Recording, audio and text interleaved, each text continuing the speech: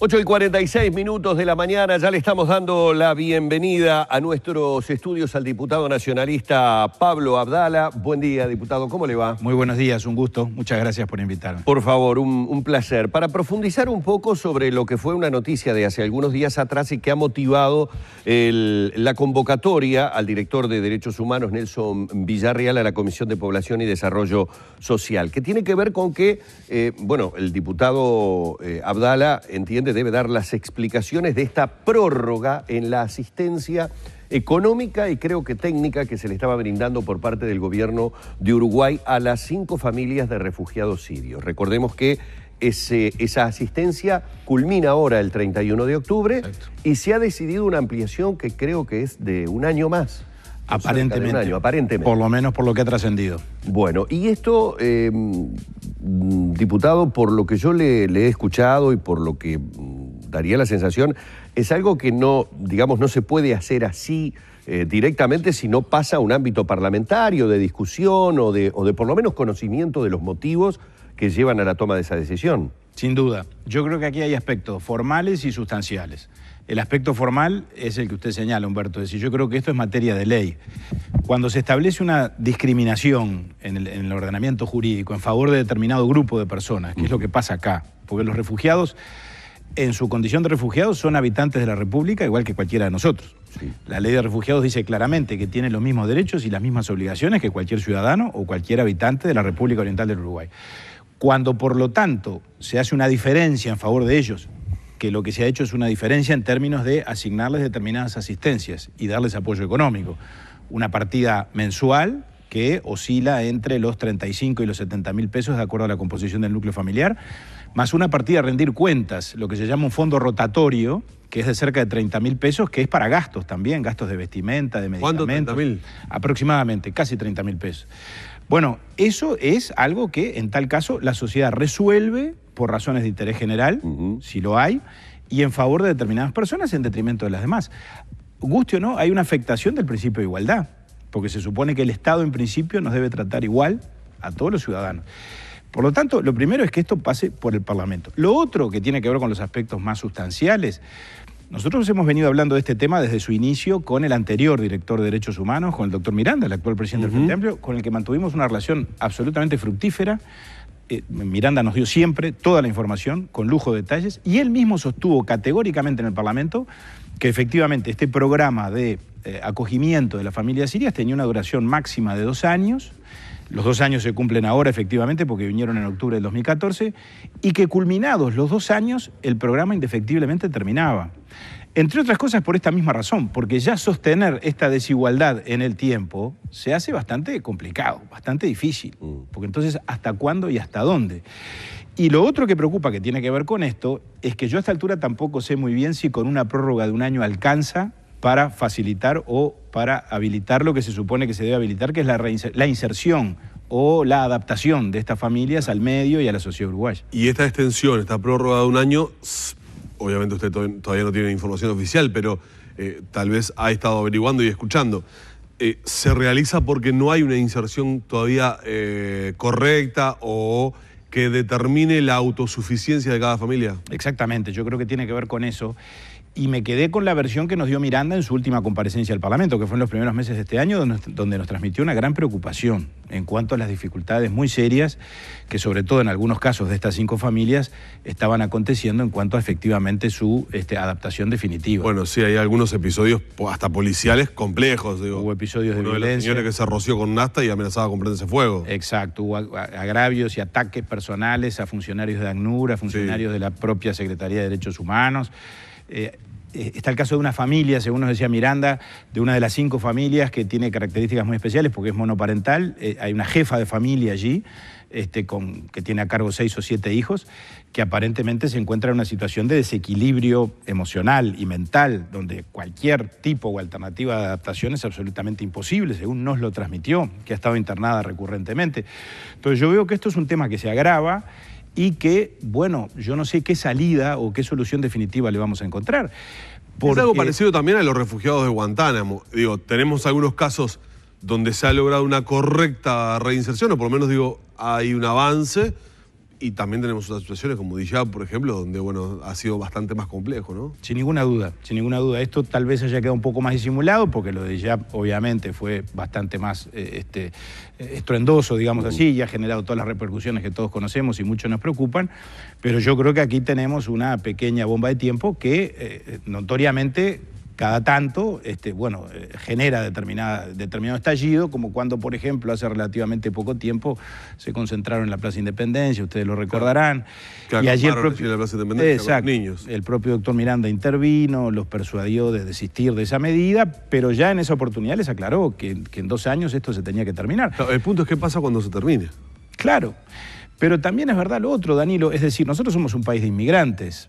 Este país históricamente ha estado abierto a recibir a gente que venga de afuera. Tenemos una ley de refugiados muy generosa que se reformuló en el año 2007, en el primer gobierno del doctor Vázquez. Yo trabajé en ella y creo que es una buena ley, muy moderna, de acuerdo a los estándares internacionales. Ahora, en ningún caso la adaptación o la incorporación o la aceptación del inmigrante o del refugiado implica sostenerlo económicamente, y mucho menos de manera indefinida. Nosotros todos somos hijos, nietos, bisnietos de italianos, de españoles, de libaneses. Mis bisabuelos libaneses vinieron siendo adolescentes, no tenían el idioma tampoco, obviamente no sabían hablar español, y como se dice comúnmente, vinieron con una mano atrás y otra adelante. A estos ciudadanos sirios o estos refugiados sirios les hemos dado tierra, asistencia técnica, apoyo económico, intérprete, asistente social. Y yo no digo que esté mal. Ahora, ¿hasta cuándo? Me parece que es un debate que tenemos que dar. Por eso a nosotros nos parecía que no valía que el Poder Ejecutivo simplemente dispusiera esto por decreto, de manera, a mi juicio, irregular, y que este tema no se planteara en el Parlamento como nosotros queremos que se plantee, para que allí se discuta y para que entre todos definamos qué es lo más conveniente o qué es lo que tenemos que hacer, o de qué manera le encontramos una salida a esta situación. Claro, es una situación que preocupa, pero que también de alguna manera encuentra ciertos límites para poder informarla. Usted ha visto que, y esto es una reflexión que hago simplemente porque siempre juego un poco con nuestros televidentes, a que yo hago memoria de cómo surgen las situaciones y cómo pasan las situaciones. Tendemos mucho a olvidarnos de lo que sucedió con respecto a estas familias sirias. Recuerdo que en algún momento se habló mucho de lo que sufrían esos niños en la guerra, de los lugares en donde estaban absolutamente hacinados, de que teníamos que tener corazón, que no podía ser que los uruguayos que debatieron, estoy hablando de un debate a nivel de redes sociales, pero de alguna manera reflejaba lo que la gente pensaba en ese momento. Decían, ¿por qué les vamos a dar a ellos? Démosle a los uruguayos, pensemos en los niños uruguayos. Se generó allí un falso antagonismo entre si al que había que ayudar era al niño uruguayo o al niño sirio. Pero la cuestión es que para los medios de difusión y para los periodistas en particular, quienes como Danilo desarrollan el trabajo, cuando se le pregunta a las autoridades sobre las situaciones de los refugiados, su inserción, si concurren a la escuela o no concurren a la escuela, si están conformes o no están conformes, si están trabajando, que la ley de refugiado habla de que hay que mantener la privacidad, ¿verdad? Es decir, lo digo tanto para los refugiados sirios, estas familias, como para los expresos de Guantánamo. Entonces, en ese momento no se sabe mucho de cómo están. La única vía que se puede llegar a tener son estos llamados de repente a las autoridades para que nos den un poco una idea de qué ha pasado. Y nosotros leer la taquigráfica el día después. Claro, porque es la única posibilidad de obtener información, de saber si esa inversión que ha realizado el país en tratar de acoger a estas familias y de que se inserten ha dado resultado, o han sido 24 meses en los que se ha dado una asistencia económica que es importante, no es menor. $2,5 millones de dólares. ¿Cuánto? $2,5 millones de dólares es el costo de estos 2 años del programa de reasentamiento de familias sirias. Bueno, y que en este momento estamos pensando o estamos diciendo que habría que estar extendiéndolo durante, como mínimo, parecería ser 1 año más. Exactamente. Con lo que seguramente esos $2,5 millones de dólares crecerían por lo menos en un X porcentaje. Entonces digo, me parece que es necesario también en determinados momentos el conocimiento, porque si no uno, la verdad, se siente horrible planteando, bueno, pero les van a dar 1 año más, y parece que no tuviera corazón, que dijera, pero a ver si vos te estuvieras en esta situación, si te podrías insertar en un país. Bueno, pero ¿y cómo se hizo este programa? ¿No eran que eran elegidos, que se había hecho toda una investigación de las posibilidades que podían tener para insertarse? Parecería ser que entonces el trabajo no se realizó bien o nos engañaron. Bueno, hubo autocrítica en ese sentido de parte de las autoridades, en cuanto al proceso de selección, que no fue el más atinado. El propio doctor Miranda con una gran honestidad, lo reconoció en el Parlamento. Detrás de esto, sin duda, hay un problema humanitario muy severo, que es la situación que se vive en Siria, que es la situación de los refugiados sirios, que son millones en todo el mundo. Solo en el Líbano hay algunos millones de refugiados. Bueno, el campo de refugiados donde fueron eran 1,5 millones. Exacto, 1,5 millones solo en el Líbano, exactamente. Y allí fueron nuestras autoridades y en aquel momento, dada la sensibilidad que el tema generaba, todos estuvimos de acuerdo cuando el presidente Mujica planteó esto, en que esto se concretara. Digo, yo asumo la cuota parte de responsabilidad que también a nosotros nos toca. Ahora, siempre se nos dijo, esto va a estar programado y proyectado de esta forma, va a haber una etapa transitoria de apoyo a los efectos de habilitar precisamente la adaptación.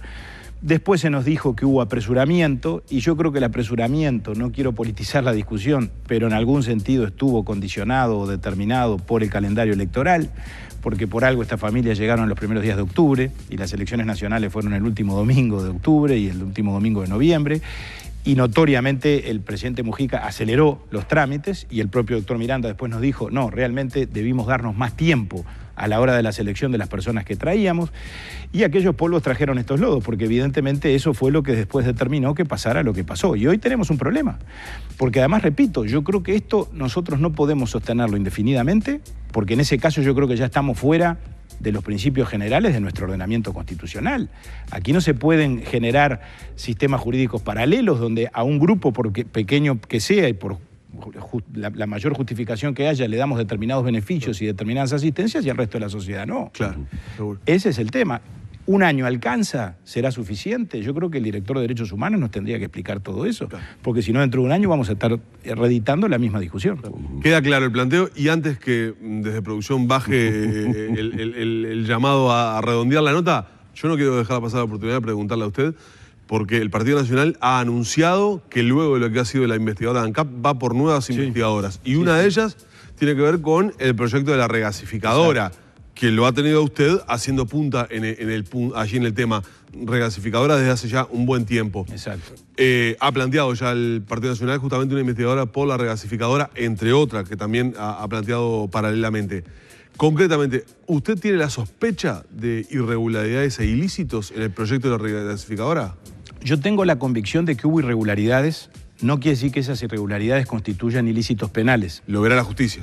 Lo verá la justicia si es que llegamos a la justicia. Pero irregularidades en cuanto a que el procedimiento de selección del concesionario y después de la empresa constructora no fue correcto, no se hizo de acuerdo a derecho, se actuó en forma absolutamente voluntaria, hubo una adjudicación política a OAS, la empresa brasileña que está vinculada a todos los casos de corrupción. Todo el caso de corrupción de Petrobras. Yo creo que eso ya está constatado, porque si uno analiza el proceso que se siguió, advertirá que la adjudicación no recayó ni en la mejor oferta económica, porque era la tercera de 4, ni en la mejor oferta técnica, no porque lo juzgue yo, que no estoy capacitado para juzgarlo, sino porque todos los informes técnicos que se recabaron y hasta una consultora externa que se contrató para analizar las ofertas determinaron que esta no era la mejor oferta para cumplir con los objetivos del proyecto de la planta regasificadora.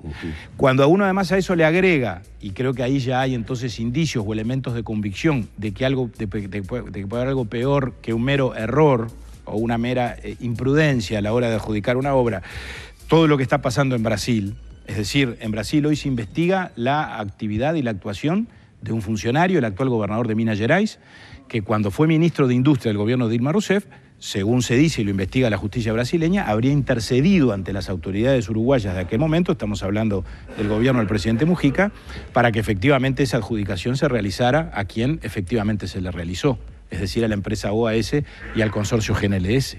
Esto lo investiga la justicia brasileña. Bueno, yo también quiero investigarlo. ¿Existió esa conexión? Siempre hubo rumores, ahora hay más que rumores. Ahora hubo un acuerdo de delación con un fiscal en la justicia brasileña y la justicia brasileña ya ha dispuesto los primeros allanamientos a este señor Pimentel y está actuando.